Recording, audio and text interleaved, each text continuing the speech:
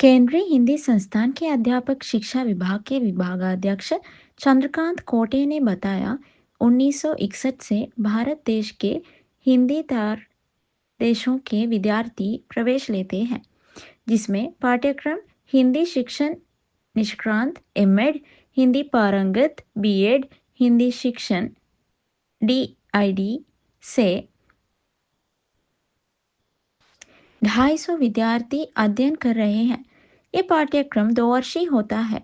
15 राज्यों के विद्यार्थी जैसे महाराष्ट्र, आंध्र प्रदेश, कर्नाटक, तमिलनाडु, ओडिशा, पश्चिम बंगाल, असम, अरुणाचल प्रदेश, नागालैंड, मिजोरम, मणिपुर, त्रिपुरा, मेघालय आज राज्यों से विद्यार्थी शिक्षा ग्रहण कर रहे हैं। विभागाध्यक्ष ने बताया, हमारा संस्थान पहले छात्रवृत्ति के रूप में 4,000 रुपये देता था, लेकिन अब इसकी बढ़ोतरी करके 6,000 कर दिया गया है। साथ साथ ही बताया कि हमारा केंद्रीय हिंदी संस्थान हिंदी के विकास के लिए अग्रसर है। केंद्रीय हिंदी संस्थान में लाइब्रेरी की सुविधा भी उपलब्ध है। साथ ही अटल बिहारी वाजपेयी सभागार है, जिसमें संस्कृति कार्यक्रम होते रहते हैं। साथ ही विद्यार्थियों के लिए अनुकूल वातावरण भी प्रदान कर रहा है। सर, हमारे चैनल पर आपका बहुत बहुत स्वागत है सर। सर, आप अध्यापक शिक्षा विभाग के एचओडी हैं सर। इस बार पूर्णकालिक रहेंगे सर। सर, थोड़ा अपने जो स्टूडेंट आपके अंडर आए हुए हैं उनके बारे में थोड़ा बताएं, कौन कौन से राज्य से हैं सर?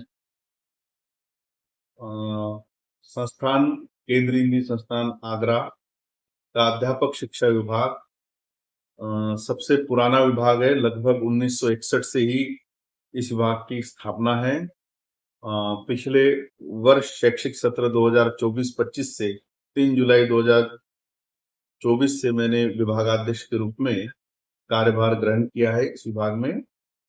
इस समय इस विभाग में हिंदी शिक्षण निष्णात, जो कि एमएड समकक्ष पाठ्यक्रम है, और हिंदी शिक्षण पारंगत, जो कि बीएड समकक्ष पाठ्यक्रम है। यह 2 पाठ्यक्रम सेमिस्टर प्रणाली पर आधारित है। और जो मेरे पिछले सत्र में ही, शैक्षिक सत्र 24-25 में ही इन पाठ्यक्रमों को सेमिस्टर प्रणाली के अनुसार इसको संचालित किया जा रहा है विभाग द्वारा। एक और पाठ्यक्रम है हिंदी शिक्षण प्रवीण, जो डीएलएड समकक्ष है। यह पाठ्यक्रम पूर्व की भांति ही वार्षिक प्रणाली के आधार पर संचालित है।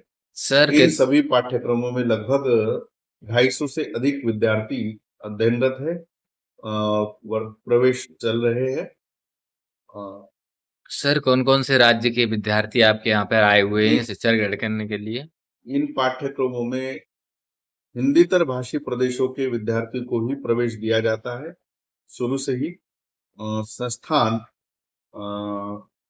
हिंदीतर भाषी प्रदेशों के शिक्षकों को प्रशिक्षित करने के लिए और अन्य संस्थाओं में हिंदी के प्रचार प्रसार के लिए ही भारत सरकार के द्वारा इसकी स्थापना की गई थी।